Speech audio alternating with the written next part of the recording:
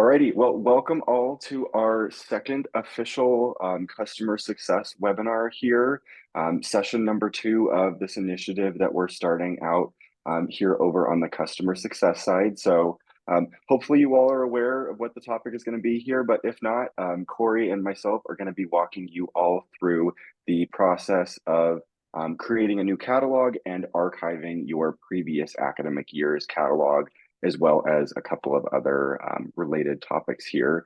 So with that said, just going to kind of outline what the goals of this session are here. So main two things that we're looking to accomplish is enabling our customers and our admins to get the most out of your products by mastering important concepts and functionality within the CourseDog ecosystem here, and then also steering you all towards successful outcomes by proactively preventing issues, sharing some troubleshooting tips that we are commonly asked, and then sharing some best practices as well. And then at the end of this session here, we'll have some time to review some frequently asked questions, or maybe any questions you all may come up with while we talk through our topics here today.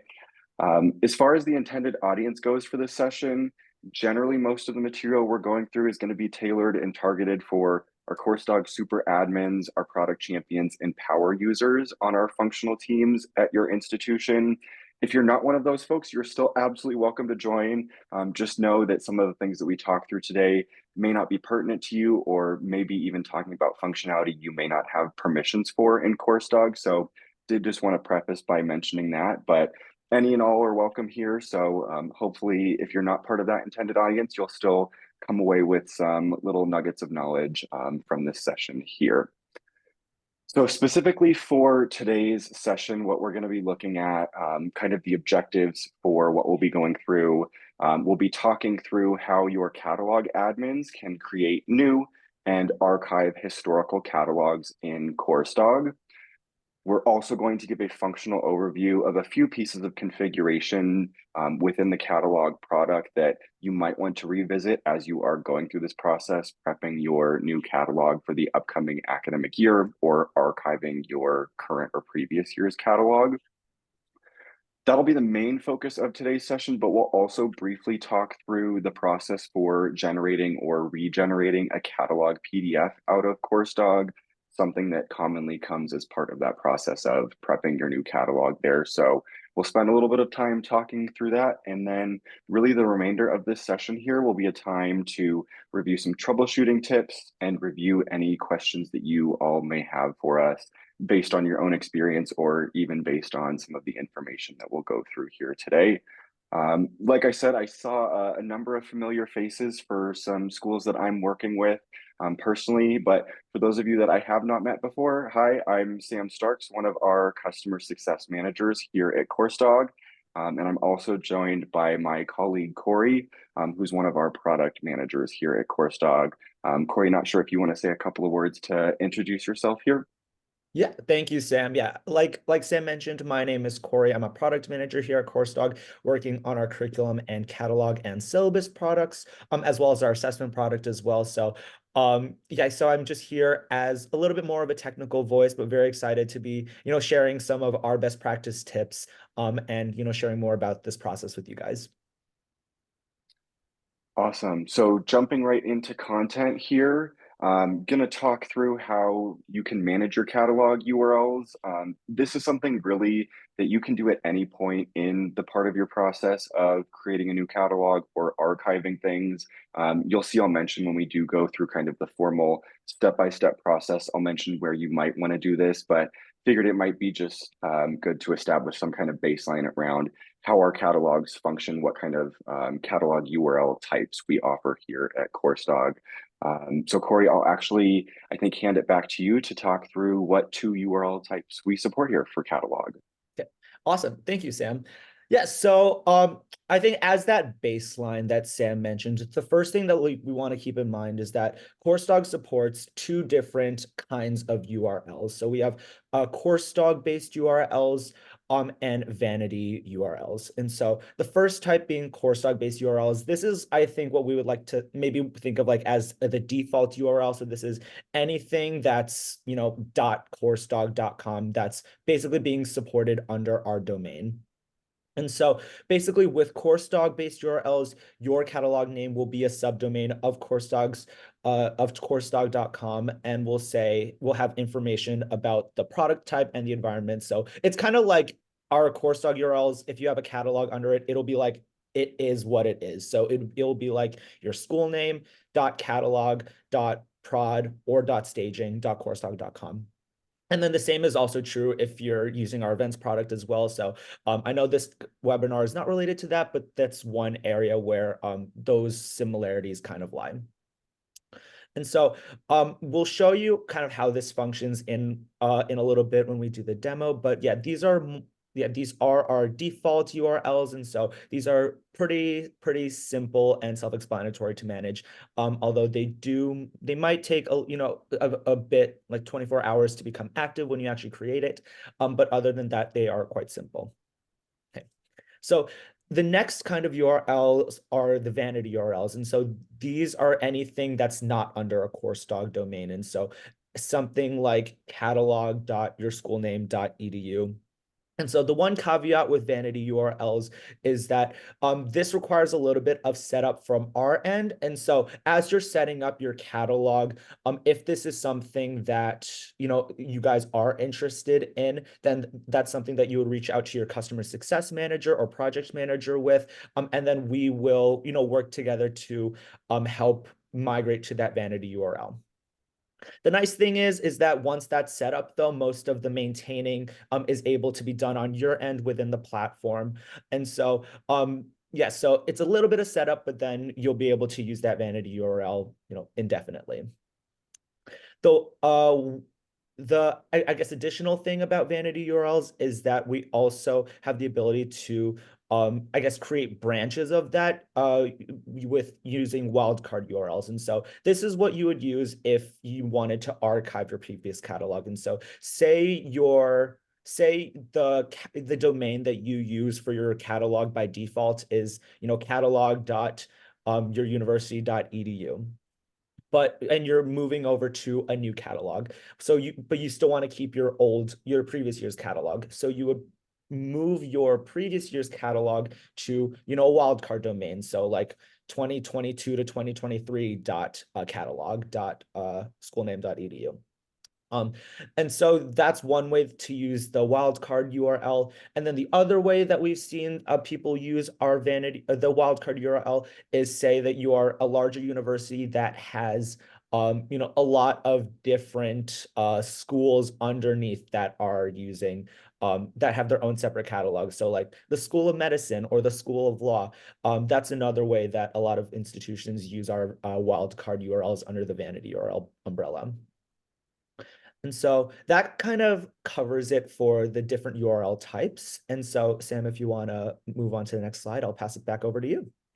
Yeah, perfect. Thanks, Cory. So yeah, giving you a little bit more detail on how you can actually create these new URLs, whether they're for the purpose or intent of hosting your active current catalog, or as Cory mentioned, your previous years or archived URLs here. So I'm going to walk you through the process of how you can create these URLs in CourseDog for both of the URL types that Cory just talked us through. So one thing to preface on this is configuration that is only accessible on the admin dashboard or our admin product, which should be restricted to your super admins only. So this is an even more specific use case here, only intended for our super admins. If you're not one of those super admin folks, feel free to tune me out here for the next couple of minutes. But yeah, talking through the CourseDog based URL here. So as I mentioned, this is something that is housed on our admin dashboard product. So you'll want to navigate over to that admin product and then select the option for catalog URLs.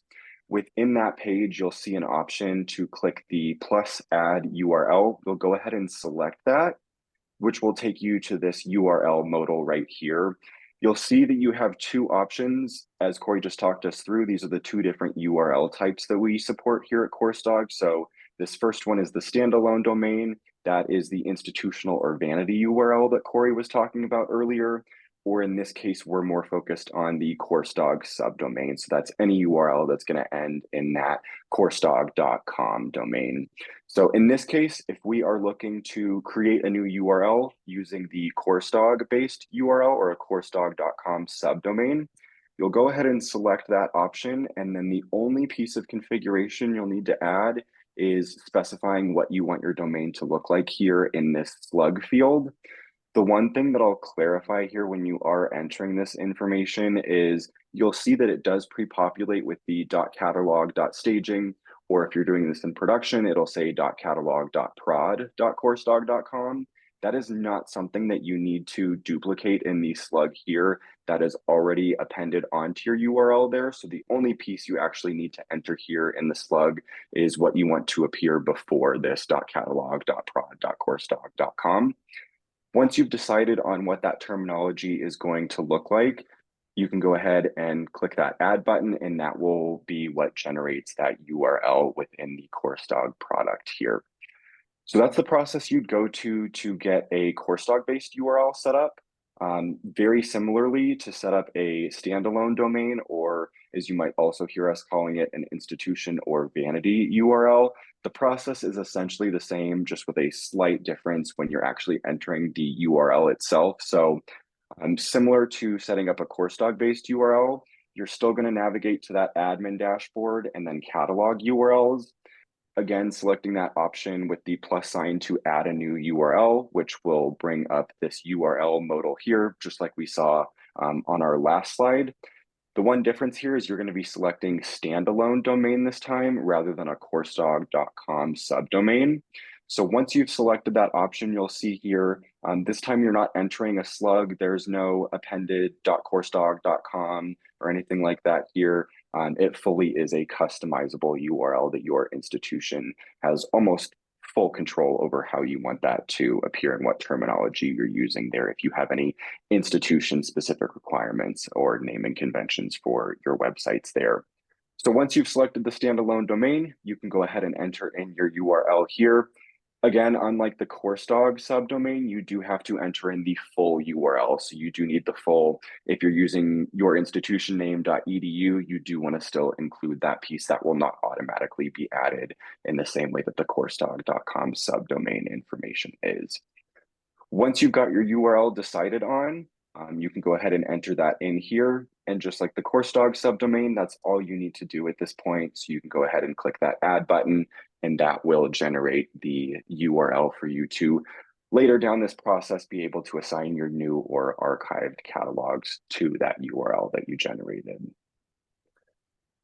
So we've given you a little bit of background on how our catalog URLs work, how you can set up new catalog URLs for both the CourseDog subdomain or an institution standalone URL there.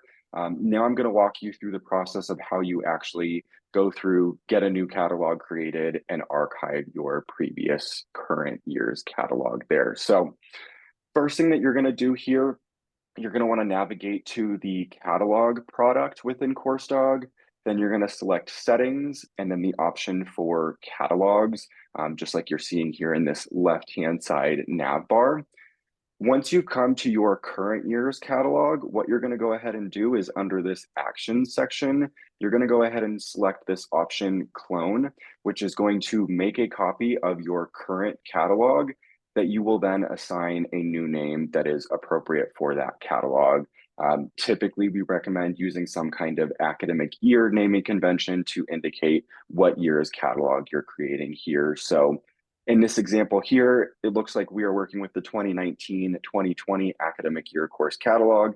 If we were prepping for the 2020-2021 academic year catalog, we'd go ahead and clone that and specify that to be the name there. And that will be that new catalog that we're working with here moving forward. The next step in this process after you've cloned your catalog is going to be cloning any website configurations that you have for your previous year's catalog. So very similar to how you cloned your catalog, you're going to navigate to, again, the catalog product and then the navigation option in the left-hand nav bar. Similar to what we saw with cloning your catalog, there will be a clone button under the actions column within the list of website navigation bars that you currently or previously configured for your catalog. Similar to cloning a catalog, you do also want to make sure that you give each of those cloned nav bars a name that correlates with what catalog they will ultimately be assigned to. Again, part of the reason that we recommend using some kind of year naming convention, because then you can match the year in the name of your catalog with the corresponding year in the name of the navigation bars there. Once you've gone ahead and cloned those navigation bars, then you'll want to make sure that you assign those nav bars to the new catalog that you had cloned in that last slide that we were just taking a look. And that's within the catalog scope dropdown. Just to preface too, I know this is a little hard to follow without actually seeing it in a course dog environment too, but just wanted to call it that will be something that we'll be going through a little bit later in this presentation. So for now, just try to absorb whatever information you can, and I think it'll make a little bit more sense once you actually see an example in practice here. The last or one of the latter pieces of this process of setting up your new catalog is going to be making any updates that you might need to your catalog nav bars or your catalog itself. So for this step here, you're again going to be within the catalog product in CourseDog, going to settings and then catalogs again. This time you're going to go ahead and click into the new catalog that you are currently creating to edit its settings. Specifically, you're going to, under the catalog navbar navigation and catalog sidebar navigation options, going to assign those newly created cloned top bar and sidebar navigations to your new catalog. So that was that final step that I had alluded to in our previous slide here, assigning those cloned nav bars to the cloned catalog that you have created. The last piece to call out here around updating or maintaining your catalog's website settings is you'll want to compare your cloned catalog, which is your New Year's catalog, compared to your current or previous catalog that you had created there. This is something that is technically optional. Depending on how you've set up your website settings, there may not be anything for you to compare between the two.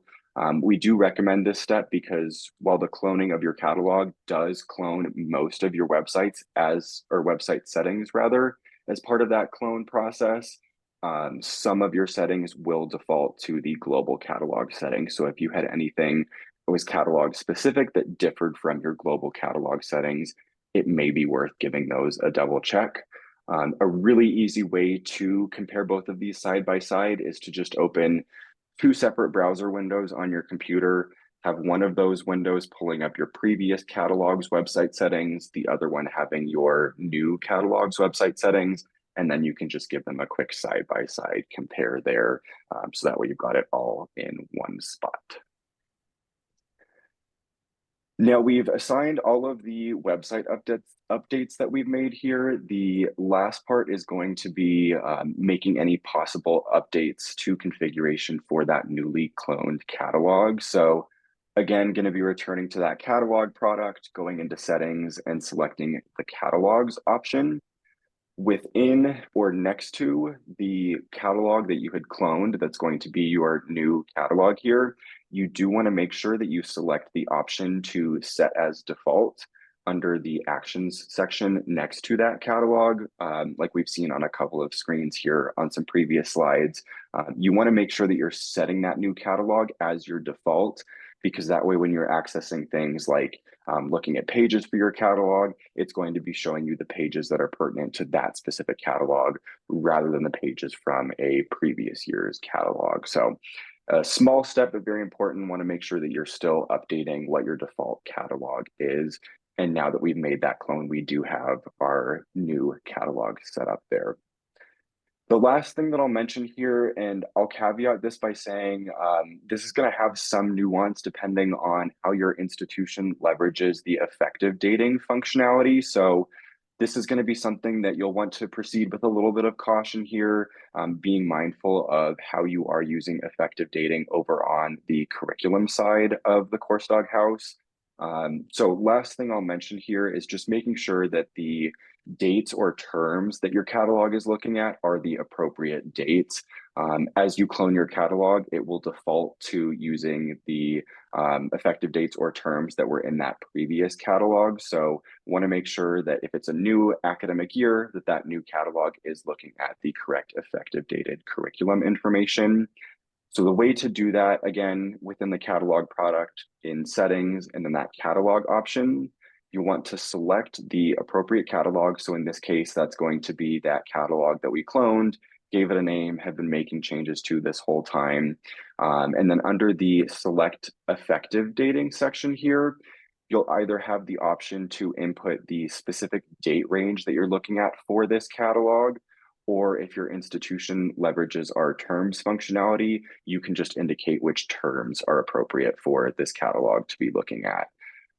For a small handful of you that aren't leveraging our effective dating functionality, neither of these options may be appropriate. So that may be something to take a peek at in your previous year's catalog if you're unsure if that's even pertinent to the way that your institution is using our curriculum and catalog functionality here.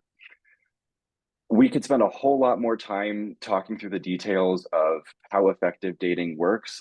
So I will give a nice little plug here for our upcoming webinar. If you do have more questions or want to learn more about effective dating, I do believe that next month's customer success webinar is going to be dedicated to walking you through all things effective dating in Course Dog. So would definitely recommend being on the lookout for an announcement about that if that is something that you would like to learn a little bit more about. Now, the last piece here in creating your new catalog, archiving your previous one, really coming full circle here to where we started talking about URLs, is now that you've gone through the process of setting up your new catalogs, making any changes you may need to, cloning all of your website settings, now it's time to tie all of that work we've done to our catalog with those URLs that we created here at the beginning of this session. So the last part in this process is going to be assigning those URLs. So the way to do that, again, is going to be within the catalog product under our settings, and then within the URLs section, you'll go ahead and select URLs. And then next to the appropriate URL, you can select this Assign to Catalog button here, which will prompt this Assign Catalog to URL modal. At this point here, this is where you're actually going to select which catalog is appropriate to be tied to that URL that you selected the Assign to Catalog option there. Again, this is why that naming convention is super important, because you want to make sure that you're identifying the right catalog to assign either to your active catalog URL or to an appropriate archived catalog URL there. So yeah, the last part in this too, just reiterating the same kind of message. If you are assigning your archive catalog to the corresponding archive URL, you're going to go through that same process, going to go to catalogs, settings, URLs, again, selecting that assign to catalog option, and then assigning your archive URL to the catalog that you are looking to archive here. Again, these last two steps here are going to be somewhat dependent on how your institution is leveraging our URLs. There can be some nuance to that. Some institutions might have one static URL that's always going to be used for the current or active year's catalog. And then you may have separate URLs set up for your archive catalogs or some combination of the two.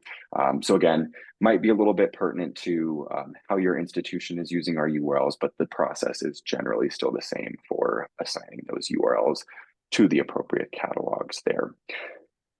So I know that was a lot of words to throw at you here, a lot of steps. Like I said, I think it'll make a little bit more sense to actually see this in practice. So I'm actually going to go ahead and stop sharing my screen, and I'm going to hand it over to Cory to walk us through a high level kind of overview of all of these steps that I just went through previously. So let me go ahead and stop sharing there, and Cory, I'll go ahead and hand it over to you. Okay, awesome. Thank you so much, Sam, for walking through that. And so I think now I'm going to, do a quick high level run through demo of, basically everything that Sam had just mentioned. And so I think let's start with us cloning a catalog. And so basically we're at the point in the year where we're starting to prep for next year's catalog. We're starting to make those changes. And so the way that we're going to do that, we have to start, by cloning this catalog. So let's say K9 catalog, that is our current catalog. So we're going to use that as the baseline for next year's catalog. And so like Sam mentioned, we're going to hit clone here, and then we're going to call this, let's say, Canine Catalog 2024 to 25. Okay. And Cory, while you're doing that, I'll just mention, I'm not sure if you're sharing the screen that you're attending. We are seeing the slides here. And I Oh, think you okay, okay, were trying to show okay. us something in Canine College. Just wanted to make Oh, sure that was the sorry. intent there. Okay. Is that better? Okay, yeah. Perfect. Okay, awesome. Thanks, Sam. Okay, um, perfect. So let me do that again. So we're looking at Canine College catalog right now. This is our current catalog. And so we want to clone it to be able to start working on it for next year. So we're gonna call it Canine catalog 24 to 25. Okay, and so that catalog is now down here at the bottom of our list. Perfect. And so now we have that catalog cloned. Now, like Sam mentioned, we also have to clone the navigation bars, the sidebar and top bar. And so we'll do that here as well. So we'll clone the sidebar that's being used for Canine catalog. So let's call it sidebar Canine 2425. And then for our top bar, top bar, top bar Canine 2425. Okay, fantastic. And so we also have to change the scope of these to to the correct catalog. And so right now those navigations were still tied to the original Canine catalog, but we also have to change these to the new catalog. So we will do that here as well. Oh, what's it called? Yeah, there we go here. Great. And then the last thing that Sam had mentioned, once we have those nav bars set, let's go into the new catalog, and then we'll have to assign those the top bar and sidebar navigations as well. The reason we do this is because our navigations are tied to a single catalog, and so we want to make sure that the correct nav bar that is assigned to the right catalog in the scope is actually attached to the catalog in the settings. Okay, fantastic. Now everything is set up in this new catalog, and so right now there's no URL for it yet, but right now everything in this catalog is the exact same as the original Canine catalog. And so let's create now a URL to actually be able to, preview it and then test it. So like Sam mentioned, we'll be doing this in the admin panel. And so we do this under catalog URLs. And so let's create a new URL. This will be a CourseDog subdomain. And so let's call it Canine catalog 2425. And then let's assign it to Canine catalog 2425. Okay. And so now our new catalog has a URL. And so let's go back to catalog here. And so right now, let's see. Okay. Okay, yeah, it's not showing up here yet um because it does take a little bit for that URL to show up, but once that URL does show up, then you'll be able to preview it.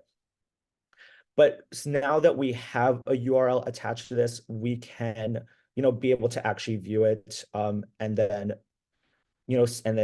test the edits that we're making. And so that is something that you would do if you're using, I guess, a new URL for every new catalog. Oh, the other scenario that Sam mentioned was, if you're using the same URL for your catalog from year to year. So say your URL is, institution.catalog.coursedog.com. And so if that's the case, then you would make all the changes to your catalog. If any updates have to be made to pages, you could set the effective dates for this catalog. And so once all those changes are ready to go and you're ready to move the new catalog to your current URL, then you would do that in basically the exact same way.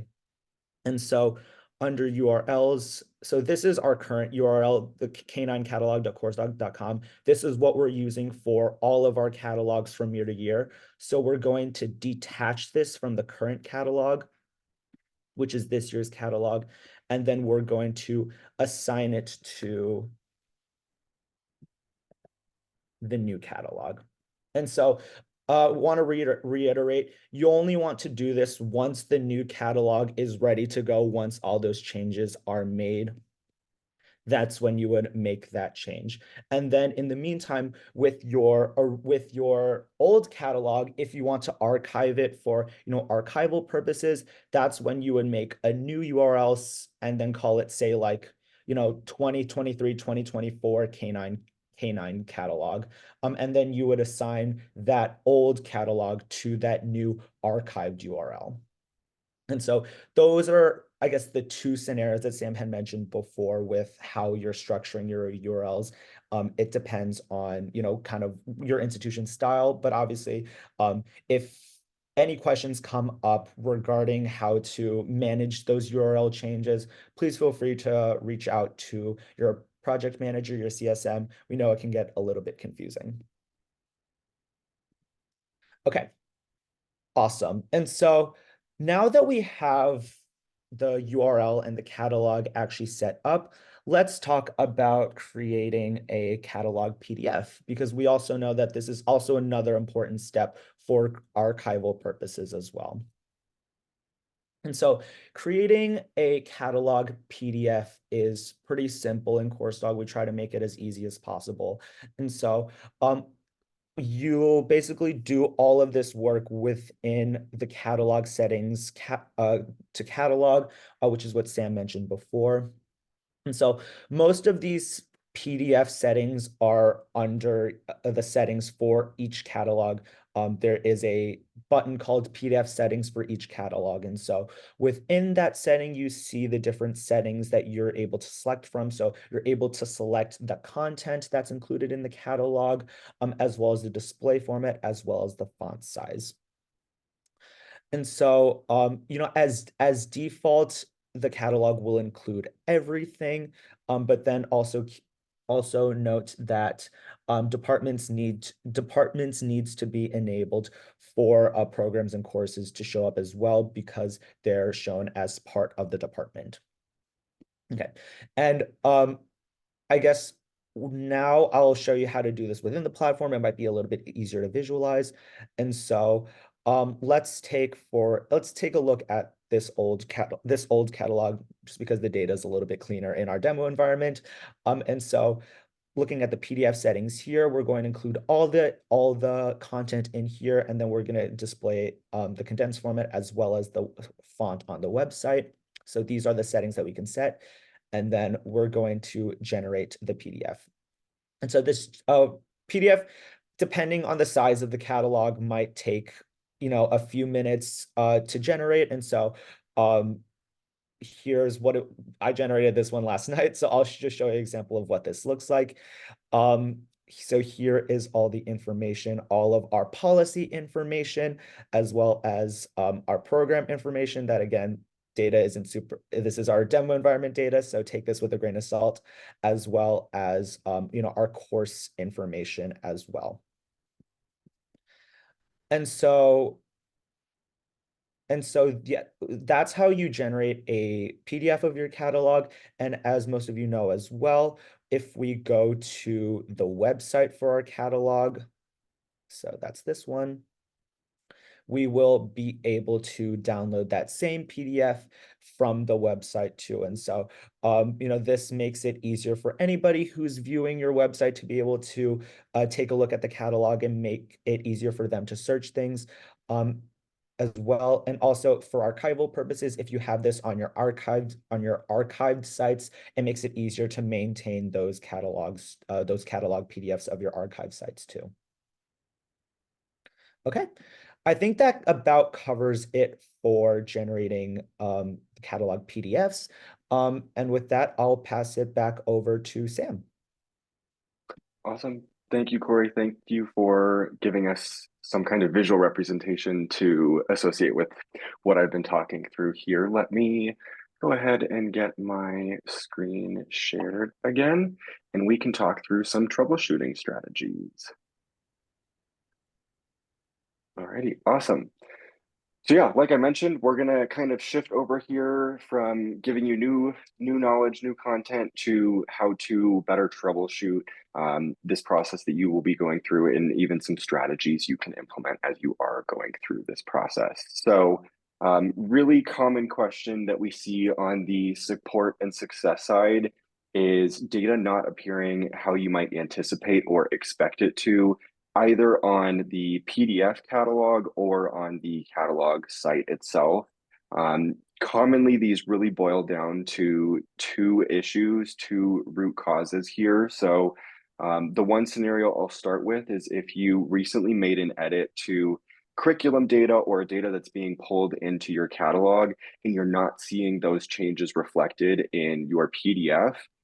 Most commonly, this is due to not regenerating your PDF when you do go ahead and download that PDF. So drawing on what Cory had showed us, when you generate that PDF, you want to make sure that you're always clicking that generate PDF button before you directly go to download, because any updates that you make between the last generation and the new generation of your PDF, if you don't regenerate it, those changes will not be displayed in that catalog PDF. So it's a really good habit to get yourself into, of just always generating or regenerating a PDF before you do go ahead and download it.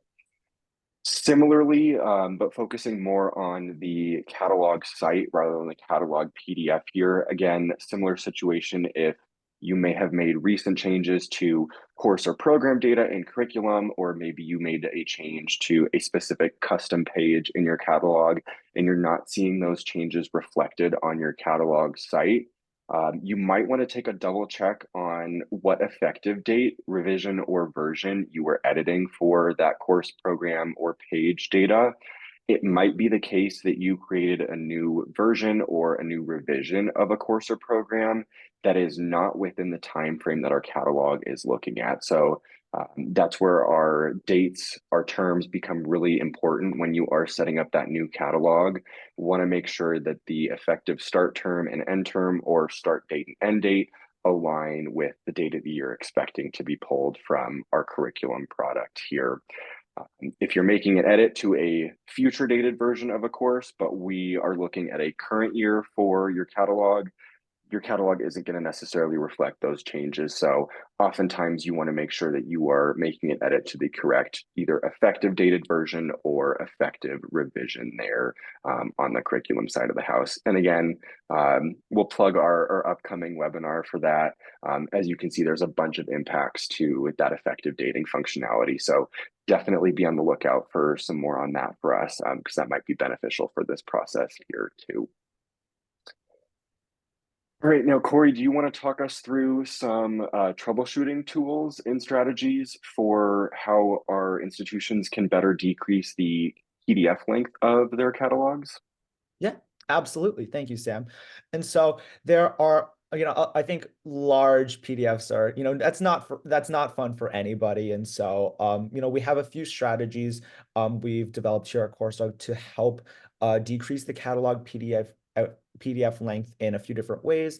And most of these settings can be configured in the settings that I had previously shown under each catalog's PDF settings. And so running through them, one by one, the first strategy would be, just change the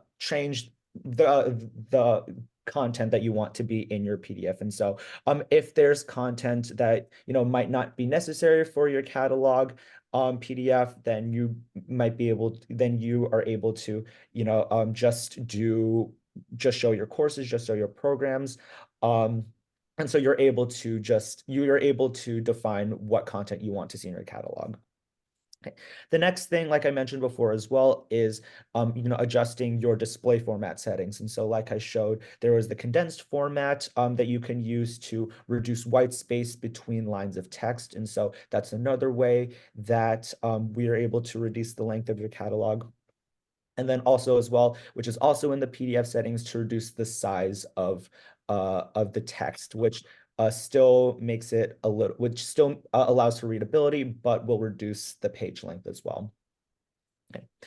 Thus, the next strategy to decrease the catalog length is to control the field visibility. And so on every field in your course template and program template, as well as the course and program pages template in your catalog, you can define which fields are visible in your catalog PDF. And so I think this is really powerful because there's obviously a lot of information and data fields that are attached and tied to each one of your courses and each one of your programs, but not all of them is necessary to be seen publicly, either on your catalog website or in your catalog PDF. And so it's really powerful to be able to go into each field on your course and program templates and say, I do want this to show in my catalog, and I don't want this to show in my catalog PDF. And so that again allows for that flexibility to be like, okay, this information is important on the back end, but it's not important for us to show on our PDF. Okay. And then the next strategy to decrease the length would be to apply different catalog filters.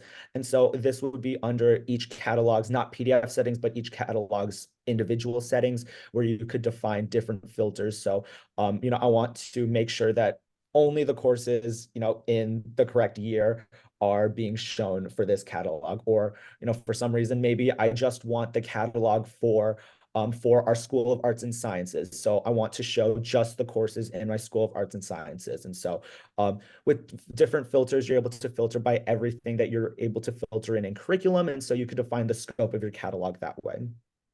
Okay. And then the last thing, there are two options that we have that you could reach out to your customer success manager to help enable and to help test. One of them being to eliminate page and section breaks, and then the other one being a 2-column display that'll display your data, in 2 columns as opposed to one wide column. And so, those are, our main tips for helping to reduce the catalog PDF length. But obviously, if there are other ways that, other clients find, other strategies find, please feel free to let us know. There's always different ways to help improve and to help optimize as well. So, we get a lot of this feedback from clients too. Okay. And with that being said, I'll pass it back over to Sam. Yep. Perfect. Thanks, Cory. So I think this last tool or strategy, common problem we hear some customers reporting is receiving a 404 error when you're creating a new catalog URL. So you might go through that process of creating a new URL for your catalog. You do the updates, you clone your catalog, you clone your website settings, you have everything tied together. And as Cory mentioned, really, really recommended to go in and test that URL, make sure things are appearing as you would expect. And let's say you go to do that and you are hit with a 404 page error when you do try to access that catalog URL. Oftentimes we see that this is due to selecting the incorrect website URL type.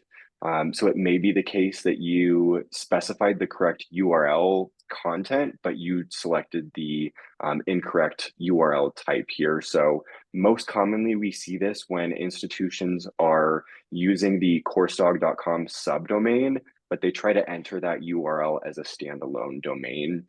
As Cory mentioned earlier on in this session here, there is a little bit of some technical additional configuration that's required, both on the customer side as well as on our side, on the CourseDog side, to get those standalone domains set up. So if you are trying to use a CourseDog subdomain that hasn't been set up by your institution or on our end as a standalone domain, that's often what will result in this 404 error here. So as you are getting ready to set up a new catalog or you're assigning an archived catalog to an archive URL and you do see a 404 error here, may be worth giving a revisit to that archive URL you created to make sure that you selected the correct URL type.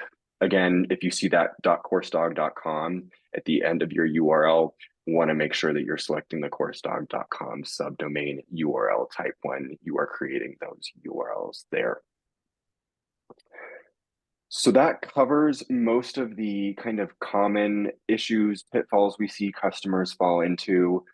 So now we do still have a little bit of time left in our hour here. So I think we will go ahead and open the floor up to our attendees here. I have been keeping an eye on the Q&A forum that's been going through here, seeing lots of great questions, lots of great answers from our team. So I think we'll spend a little bit of time going through those questions here. So if you already submitted a question, great. If you want to submit your question now, feel free to go ahead and add that into the Q&A feature within your Zoom window here, and we'll start talking through some questions. I think Cory and myself will tag team these just based on what we're able to answer. And if there are any questions that come up that we're not able to answer, we'll be sure one of us will follow up with you individually to make sure we get an answer to your question there. I will also mention too, you may be directed to support for some of your questions if they're a little bit more technical or specific in nature, may be best to tackle or address your questions via a ticket with our amazing support team here. So yeah, let's go ahead and take a look at some questions. So I'm seeing one question about the accessibility of our catalog PDFs, which is a great question. And so regarding that, I will say we have full VPAT documentation for accessibility for our catalog and curriculum products as well as our scheduling products as well. However, these primarily refer to the in-app and the website catalog accessibility. Those are full ADA compliant. However, the accessibility of our catalog PDFs is something that is active on our priority list, and that it is something that we are working on over the next few quarters. However, we just don't have, full VPAT documentation about it currently.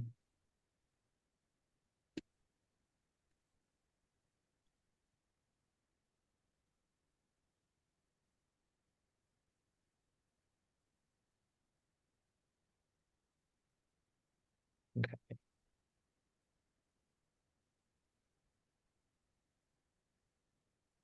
let's see. Okay, I'm seeing a few questions about footers as well. And so I think this is just a little bit more of a clarification. And so footers are housed under a catalog's website settings. When you clone a catalog, the settings for that catalog don't clone as well. It's the content of the catalog that gets cloned. And so when you clone a new catalog, the settings, which includes the footers, won't be copied over. And so the footer is something that is unique to each catalog, but you'll have to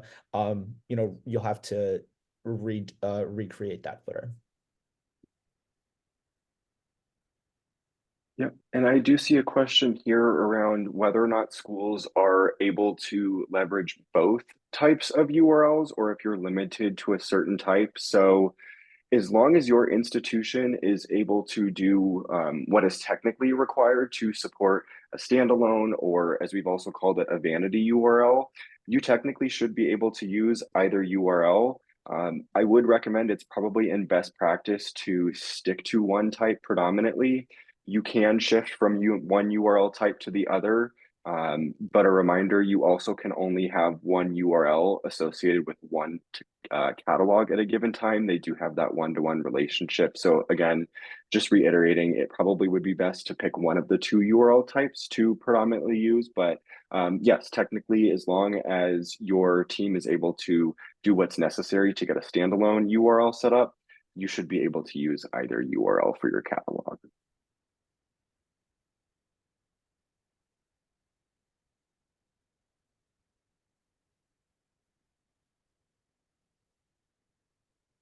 Yeah, I'm also seeing a question about effective dating. I think this is an interesting concept because it is a concept that not all schools use or schools use to certain degrees.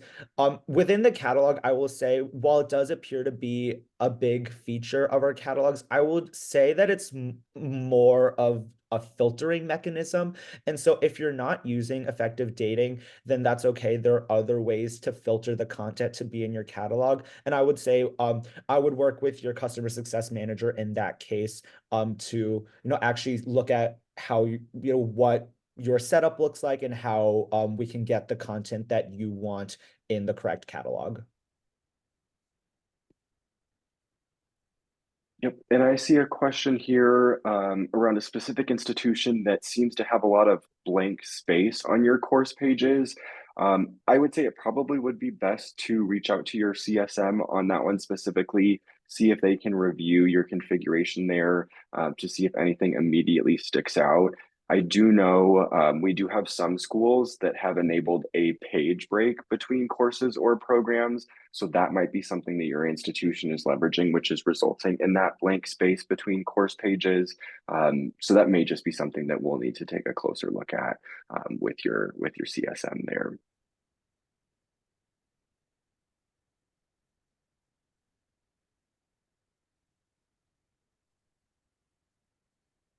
So these are all super great questions. Amazing. So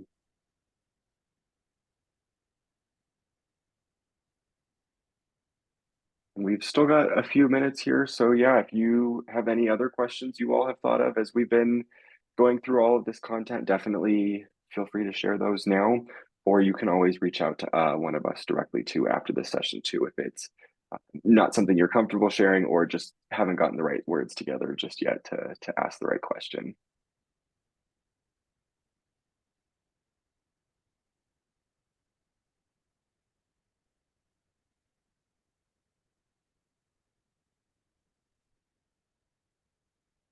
Okay, if that's oh wait.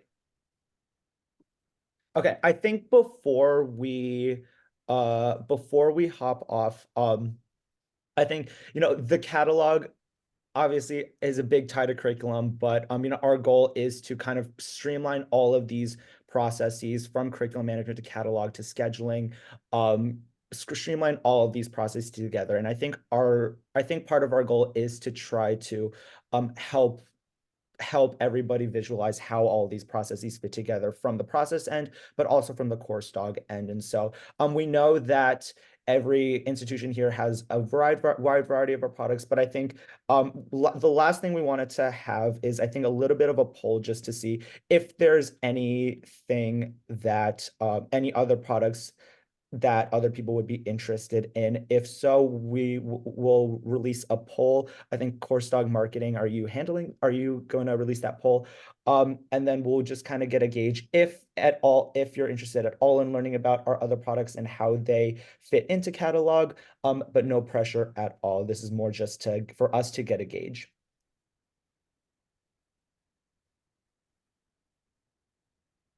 Awesome. And I do see it looks like that poll is out there. So folks, that should pop up as a little pop-up window within your Zoom app here. And while folks are filling that out, I will just quickly go back to this wrap-up slide here, just to let you all know, I think Cory and I both are aware we went through a lot of content here. Most of this actually was pulled from our knowledge base out there. Our teammate Tiffany does a great job at making very clear instructions, documenting everything and anything about how our products work here. So I did link some of the knowledge base articles that I referenced in setting up this presentation, as well as some articles that might be helpful to reference as you are going through this process here. I saw this question come up a little earlier in the presentation, but we will both be sending out a recording of this session as well as the slides here. So any knowledge base articles, any recordings, anything like that that we have linked within this presentation here, you all should have access to within the next day or so once that email gets sent out there. And so with that, I think in our last couple of minutes here, on behalf of Cory and myself, thank you so much for your time here. Thank you for taking an hour out of your workday to listen to us talk through this process of creating your new catalog for your upcoming academic year, archiving your previous year's catalog. We hope that this was a timely session for you all. I know a number of institutions that I work with right now are right in the process of getting their upcoming academic year's catalog prepped. So hopefully this was a timely webinar for you all. And yeah, like I said a couple of times earlier, be on the lookout for some more information on next month's webinar, which I believe is going to be on all things effective dating in course dog. Cory, not sure if there's anything else you want to add here. Otherwise, I think this is the end of our session for today. That's it for me. If that's it for you, Sam, thank you everybody for joining us today, and please feel free to reach out if you have any questions, and hopefully looking forward to more of these. Awesome. Well, thank you all again. If you have more questions, feel free to submit a support ticket, reach out to your CSM. We're here to help you in any way that we can. All righty. Thanks, everyone.